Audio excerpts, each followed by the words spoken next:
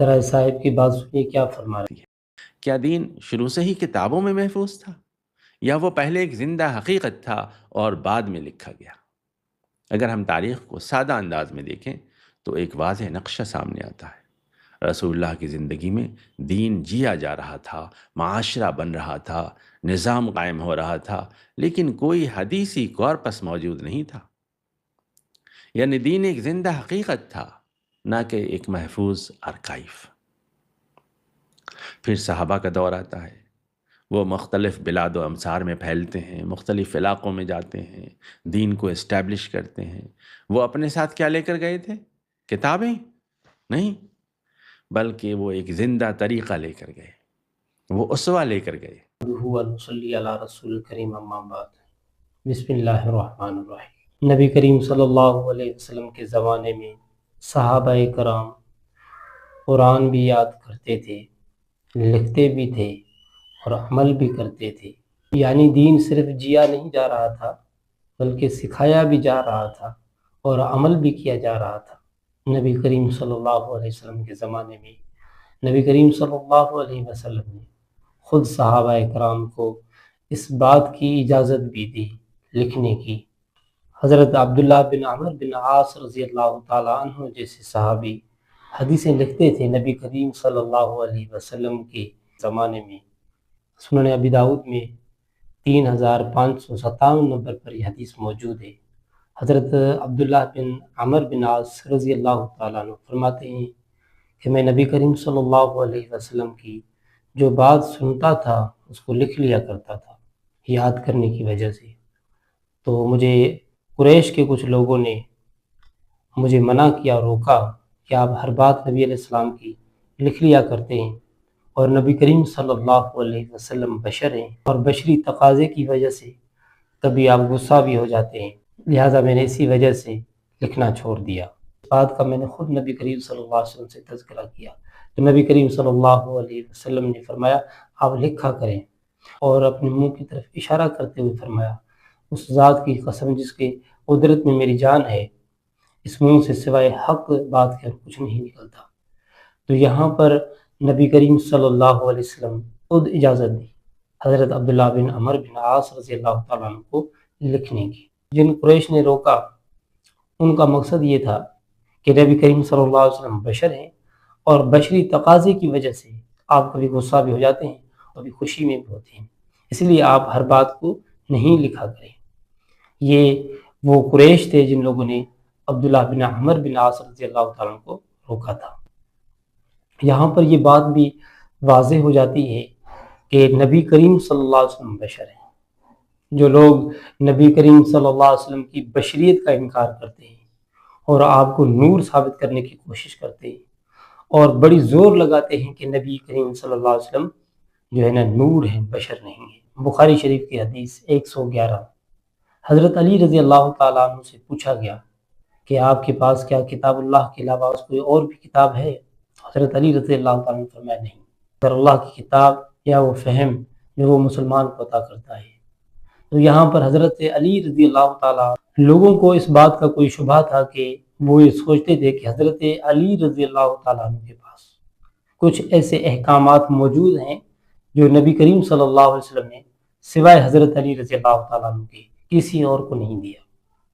یعنی کچھ ایسے احکامات جو نبی علیہ السلام نے خاص حضرت علی رضی اللہ تعالیٰ عنہ کو لکھ کے دیے، جیسے کہ شیعہ دعویٰ کرتے ہیں کہ حضرت علی رضی اللہ تعالیٰ عنہ کے پاس ایک صحیفہ تھا، اس صحیفے کا علم صرف حضرت علی رضی اللہ تعالیٰ عنہ کے پاس تھا، کسی اور کے پاس اس کا علم نہیں تھا۔ یعنی جو نبی کریم صلی اللہ علیہ وسلم نے احکامات صرف حضرت علی رضی اللہ تعالیٰ عنہ کو لکھ کے دیے یا حضرت علی رضی اللہ تعالیٰ عنہ کو بتائے، تو وہ حضرت علی رضی اللہ تعالیٰ عنہ نے اس کو لکھ لیا اور اس کو وہ صحیفہ کہتے تھے۔ بخاری شریف میں حدیث نمبر 112، حضرت ابو ہریرہ رضی اللہ تعالیٰ عنہ فرماتے ہیں کہ رسول اللہ صلی اللہ علیہ وسلم نے فتح مکہ کے دن فرمایا کہ مکہ کسی کے لیے حلال نہیں ہے، مجھ سے پہلے اور نہ آئندہ میرے بعد ہوگا۔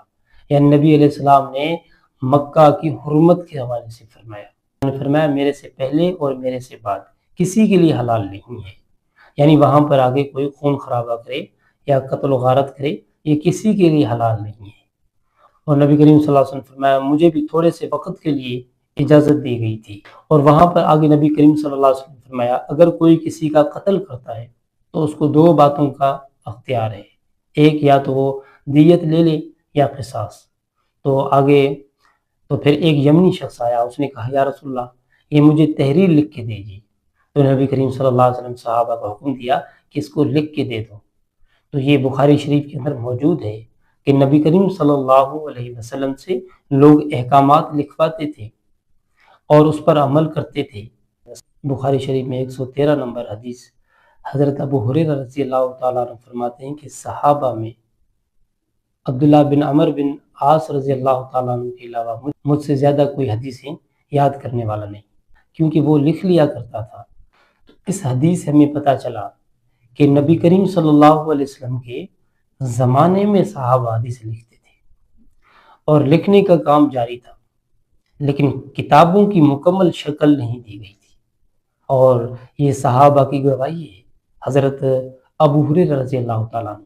اور جب بعد کے دور میں اسلام پھیل گیا اور لوگوں میں اختلاف کا خدشہ ہوا تو علماء کرام نے حدیثوں کو کتابوں کی شکل میں، اس لیے کہ امت کے اندر آسانی ہو اور دین محفوظ رہے۔ اب دوسرا نقطہ کہ آج عمل کم کیوں ہو گیا ہے۔ جزوی طور پر یہ بات درست ہو سکتی ہے، یہ ہو سکتا ہے کہ بعض لوگوں میں عمل کی کمی آ گئی ہے، لیکن اس کا مقصد یہ نہیں ہے کہ دین بدل گیا ہے۔ کتابوں کے آنے سے لوگوں کے اندر عمل میں کمزوری ہو گئی ہے، یا حدیثوں کے جمع کرنے سے، کتابوں کی شکل دینے سے لوگوں کے اندر کمی آ گئی ہے یا لوگوں کے اندر کمزوری آ گئی ہے۔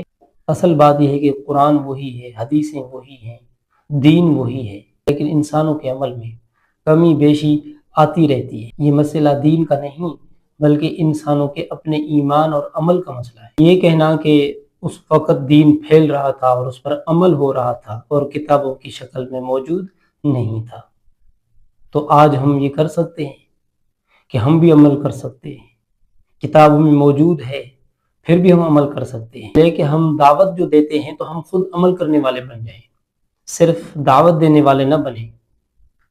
صرف یہ نہ بتائیں کہ نبی کریم صلی اللہ علیہ وسلم کے زمانے میں قرآن اور احادیث نہیں لکھی جاتی تھی لیکن اس پر عمل کیا جا رہا تھا۔